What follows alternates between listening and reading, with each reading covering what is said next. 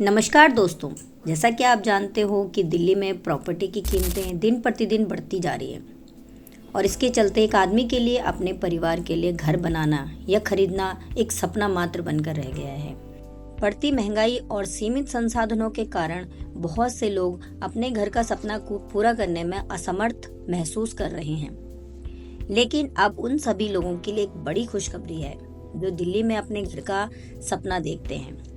दिल्ली विकास प्राधिकरण यानी कि डीडीए आपके लिए एक सुनहरा मौका लेकर आ रही है। डीडीए की नई योजनाओं के तहत आप किफायती दरों पर घर प्राप्त कर सकते हैं और यह योजना विशेष रूप से उन लोगों के लिए है जो अपने घर का सपना पूरा करना चाहते हैं लेकिन बाजार में बढ़ती प्रॉपर्टी की कीमतों के कारण पीछे रह जाते हैं। डीडीए की यह पहल आम जनता को उनके सपनों के करीब लाने का एक बहुत बड़ा कदम है।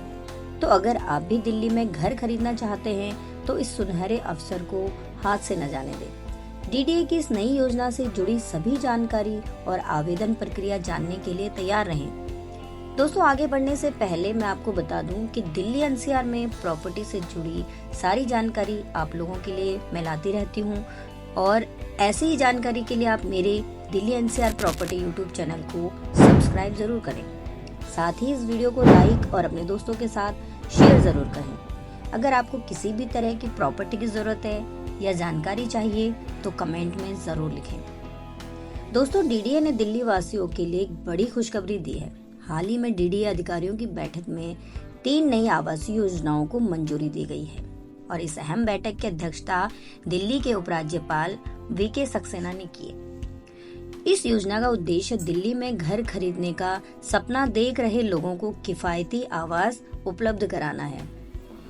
नई योजना के तहत नरेला, सिरसपुर और लोकनायकपुर में आवासीय योजना फ्लैटों पर 25% की विशेष छूट दी जाएगी और यह छूट उन लोगों के लिए खास लाभकारी साबित होगी जो सीमित बजट में अपने लिए घर खरीदना चाहते हैं। इन क्षेत्रों में बनाए गए फ्लैट आधुनिक सुविधाओं से भी सुसज्जित होंगे। डीडीए ने राष्ट्रीय राजधानी में आवास की समस्या से जूझ रहे लोगों के लिए महत्वपूर्ण कदम उठाया है और डीडीए की ओर से जारी एक बयान में बताया गया है कि इसमें नरेला में पीएम विश्वकर्मा योजना के उन लाभार्थियों सहित भवन और निर्माण श्रमिकों के लिए 25% की छूट और सिरसपुर, नरेला और लोकनायकपुरम में समाज के अन्य वंचित वर्गों के लिए 25% की छूट शामिल है।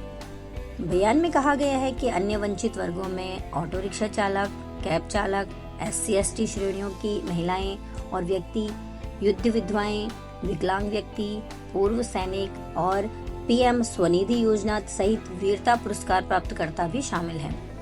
बैठक के दौरान पीएम विश्वकर्मा योजना के लाभार्थियों सहित दिल्ली भवन और अन्य निर्माण श्रमिक कल्याण बोर्ड के साथ रजिस्टर्ड भवन और निर्माण श्रमिकों के लिए 25% छूट के साथ एक विशेष आवास योजना शुरू करने जैसे कई निर्णय लिए गए और योजना के तहत नरेला सेक्टर G2 में लगभग 700 EWS फ्लैटों पर 25% की छूट दी जाएगी। प्राधिकरण ने कुछ श्रेणियों के लोगों के लिए डीडीए सस्ता घर आवास योजना 2024 और डीडीए मध्य वर्गीय आवास योजना 2024 के तहत फ्लैटों पर 25% छूट की मंजूरी भी दी है।